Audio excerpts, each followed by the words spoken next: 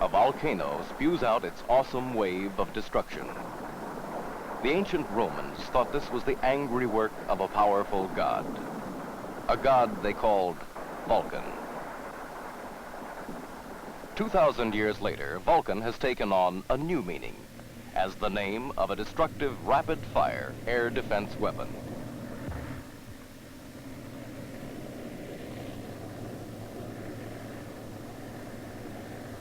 The Roadrunner is a lethal bird that darts across the landscape at a speedy 15 miles an hour. He's also known by another name, Chaparral. Now, the bird has lent his name to a missile system, the lethal, highly mobile Chaparral.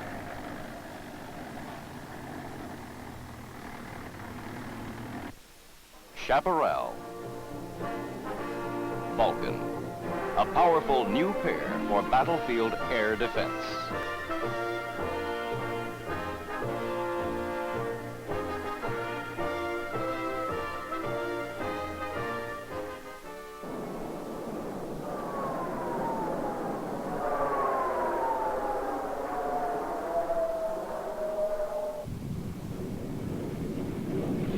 Low-altitude enemy aircraft, bombing, strafing, and destroying.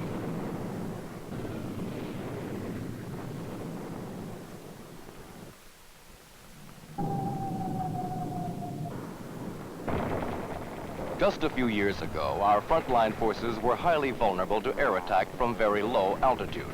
The only defensive weapon in the arsenal was the conventional machine gun. Under development were two new weapons, Red Eye and Mauler, but they weren't due to be fielded for several years. To fill this gap, the Chaparral Vulcan project was launched in 1965.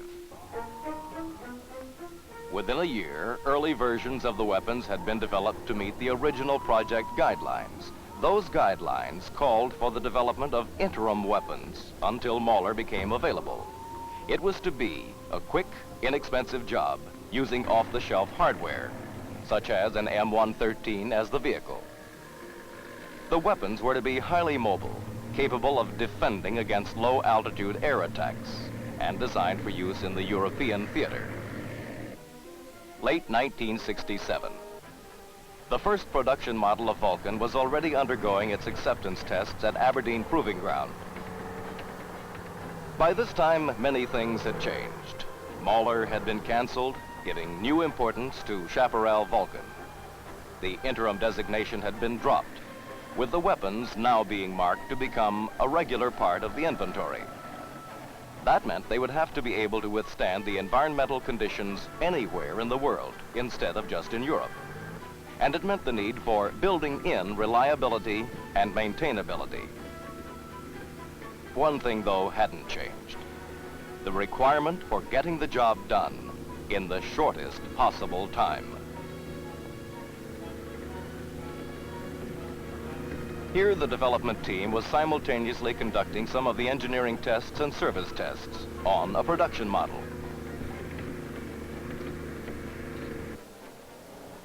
The Vulcan, fully loaded, weighs about 26,000 pounds. These approximate overall dimensions give an idea of the size.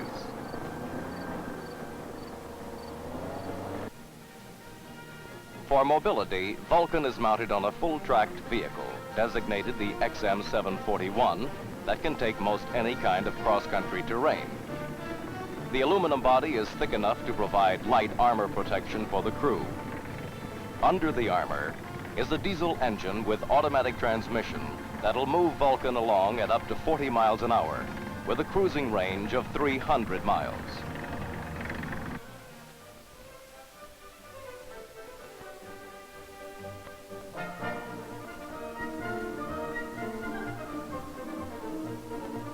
The vehicle has a swimming capability with a speed in the water of 3 miles an hour.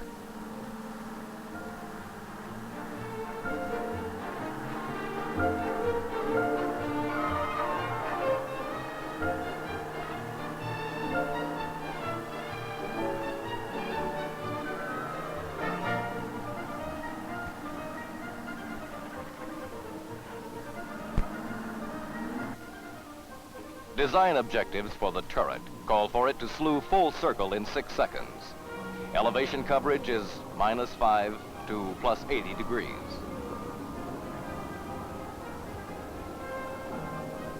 The gunner's station has been designed to keep his control tasks to a minimum. His fire control is based on a newly improved lead computing site using data from a range-only radar.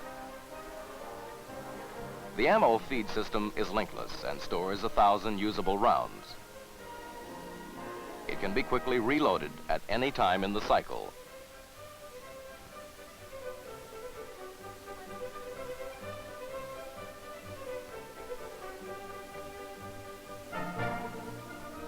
Here's the extra ammo, 800 rounds. The high-explosive XM246 projectiles have a self-destruct feature to prevent live shells from landing on friendly troops. Also available is the M56 for use against ground targets. It can also be used against aircraft. The M220 tracer round is provided for training. Part of the system, the gun itself, was adapted from an existing aircraft-mounted weapon. It's an electrically driven 20mm cannon with 6 rotating barrels on the Gatling gun principle.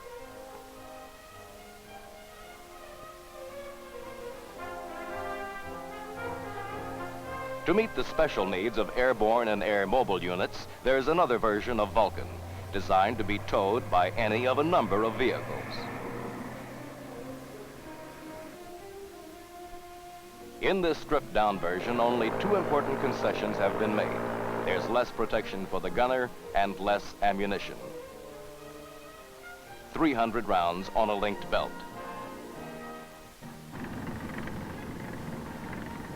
The other half of the twosome, Chaparral, is a powerful, effective weapons system based around a combat-proven missile. It travels on a modification of the M548 cargo carrier, redesignated the XM730. Like the Vulcan, it'll hit speeds up to 40 and cruise for 300 miles before refueling.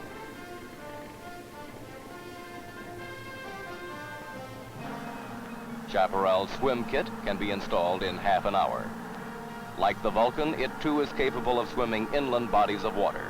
Configured for traveling, the dimensions are like this. Height, 108 1/4 inches. Length, 230 inches. Width, 106 inches.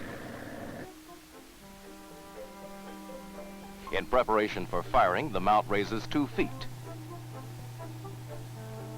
Gross weight is about 28,000 pounds. Turret slew in azimuth is unlimited. In elevation, the launch rails travel from -15 degrees to straight up.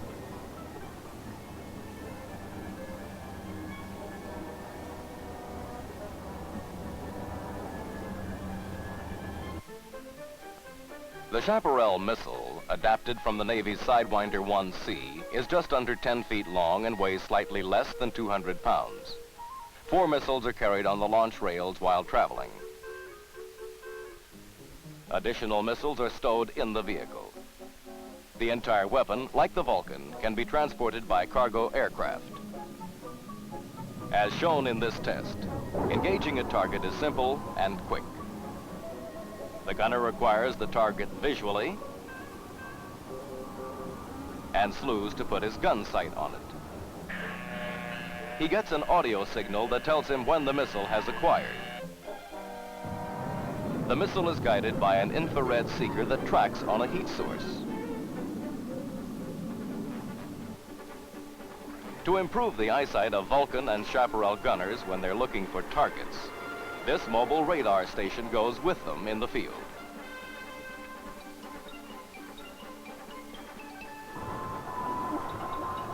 It's called the Forward Area Alerting Radar. FAR for short, and it was developed especially for use in low-level air defense. This unit, too, is air transportable. Emplaced, it can be detached to free the Gamma Goat for other jobs. FAR is a pulse Doppler radar system incorporating a Mark 12 IFF. Target data, keyed to a grid of the battle area, is radioed to nearby Vulcan and Chaparral fire units over a digital data link. This system provides the fire units with advance warning on approaching enemy aircraft before they come into eyeball range, and can be operated remotely up to 150 feet away. Wherever Vulcan, Chaparral, and FAR may go, their support equipment can always be close at hand. The equipment for each travels as a complete unit in a heli-hut. One hut for Vulcan, one for FAR, and two for Chaparral.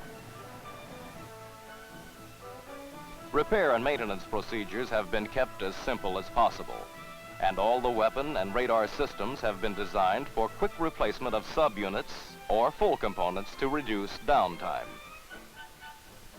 Many parts are interchangeable too with like units from other weapon systems. How do Vulcan and Chaparral fill their roles in the field? Here's an imaginary battle situation that provides the answer. The 7th Mechanized Infantry Division is to move up, beginning on October 10th, to occupy positions in this area. The division's Air Defense Battalion has 2 batteries of self-propelled Vulcan, with 12 fire units per battery, and the same for Chaparral, a total of 24 units of each weapon. The battalion has a platoon of 12 FAR units, which alert Vulcan and Chaparral of incoming enemy targets. Vulcan is a point defense weapon. Some of the units will take up positions to protect the division's value targets, while others maneuver with the forward mechanized elements. To protect the low-altitude routes of approach to the value targets and the rear areas, Chaparral, an area defense weapon, will take up positions along these routes. On the morning of the 10th, the advance units start their move.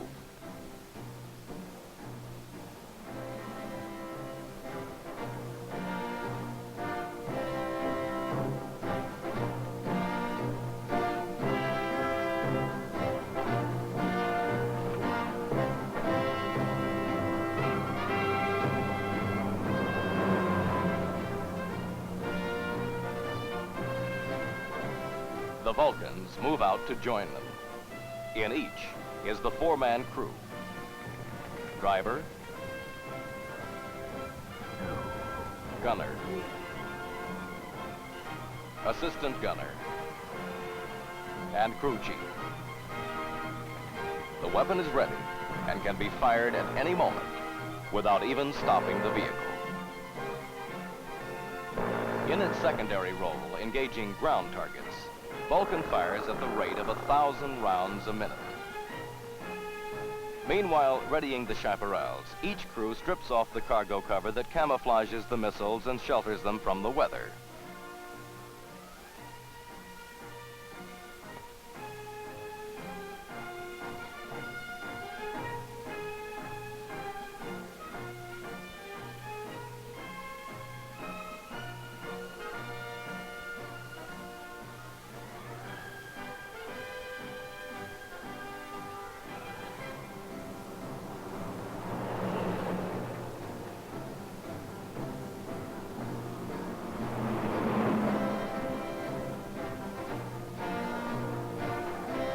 The Chaparrals move up in a combat configuration, ready to stop and engage targets within 30 seconds.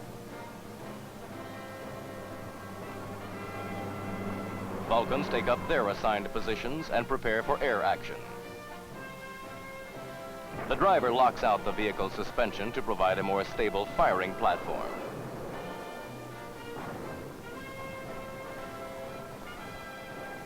As each Chaparral arrives at its designated position, the crew prepares it for action.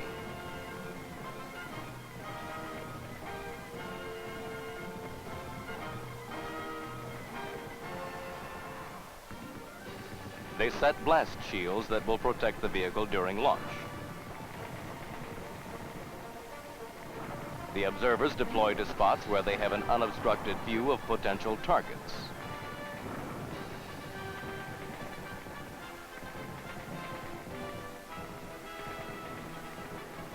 The section chief acts as an observer and maintains command of the unit. The driver aids him and handles the vehicle command radios by remote control. The fifth crew member, the gunner, is ready in gunner's compartment. Elsewhere, FAR is keeping an electronic watch on the skies. Around noon, it picks up some targets.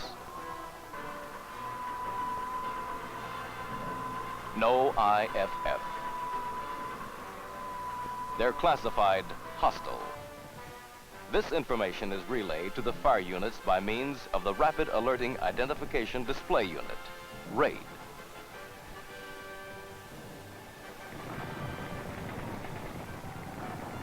Vulcan engages the approaching targets, pouring out rounds at the rate of 3,000 a minute.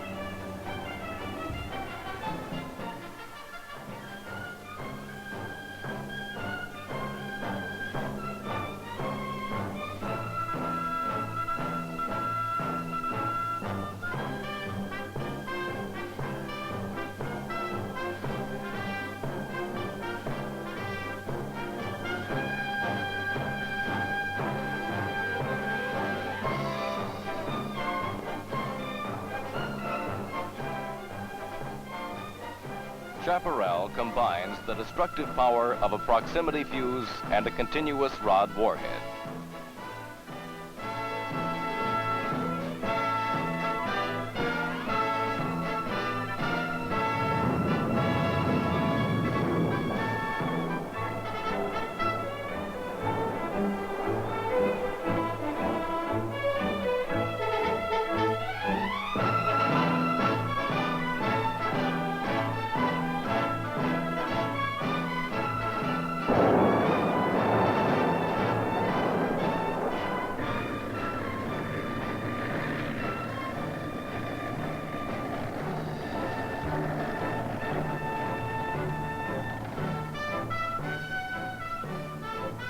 In keeping with the theme of mobility, a Vulcan unit can move at any time, even while still firing, to operate in company with maneuvering units.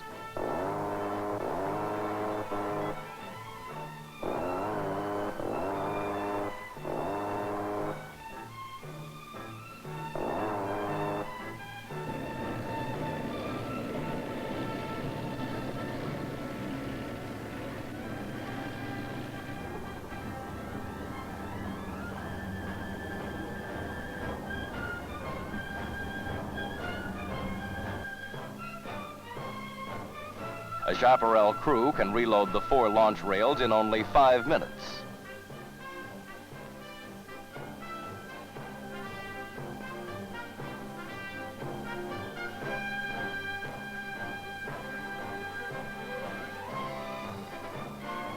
It can be on the move whenever necessary, within 60 seconds.